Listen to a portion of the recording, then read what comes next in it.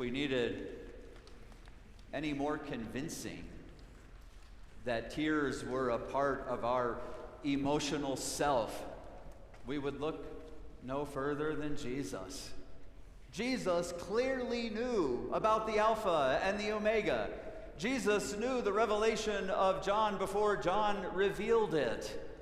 Jesus knew that Lazarus would come out of the tomb. He also knew that he would be raised from the dead. Jesus knew all of this.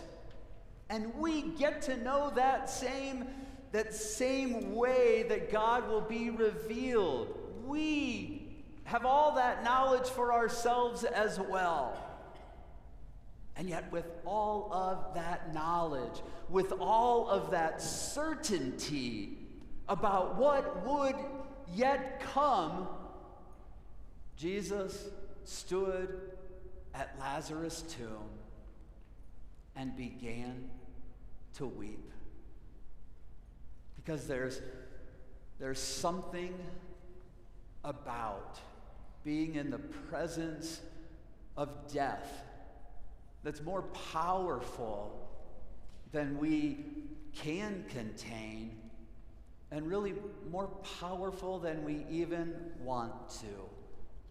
Because there has to be a way where we allow that to be a part of our very soul, to be acknowledged in our very spirit, and even sometimes for people to publicly see what that means for us.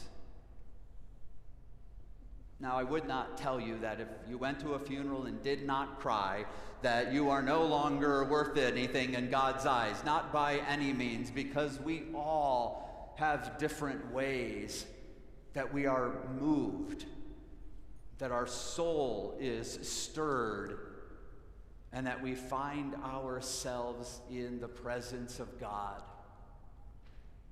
But we should know this, that when Jesus found himself in the presence of God, in the presence of his friends, and in the presence of death, that Jesus' response was to weep. Sometimes it's all that's left. Sometimes it's the only emotion and the only physical way that we deal with that emotion that actually makes any sense. So whatever it is for you, it might be weeping. It might be just needing to sit with your hands folded. It might just be with your head down. And I know that throughout many funerals and receptions and times before and after, there's also laughter.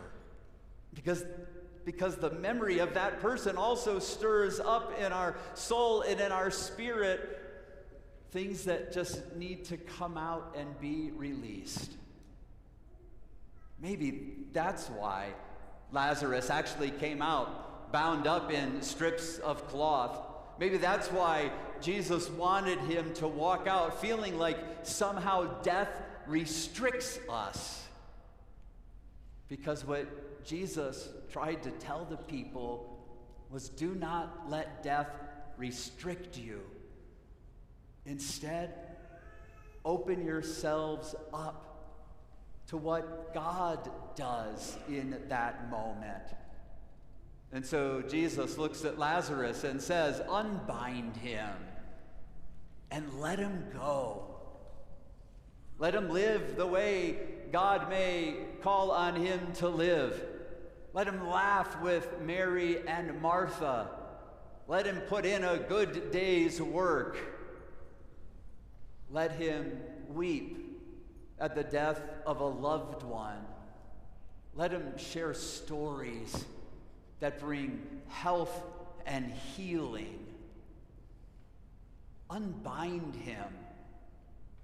Don't let him be restricted by death. Instead, Let him take his death, the death of friends and family, to the very throne of grace, where God resides now, both there and with us in the midst of our lives at the same time. For the day will come when all will be taken away except this one thing: the crown of righteousness and the glory of God that is yet to come. It is in store already for the saints in our lives, and we live yet these days in the middle, where soul and spirit are stirred by the very power of God. Amen.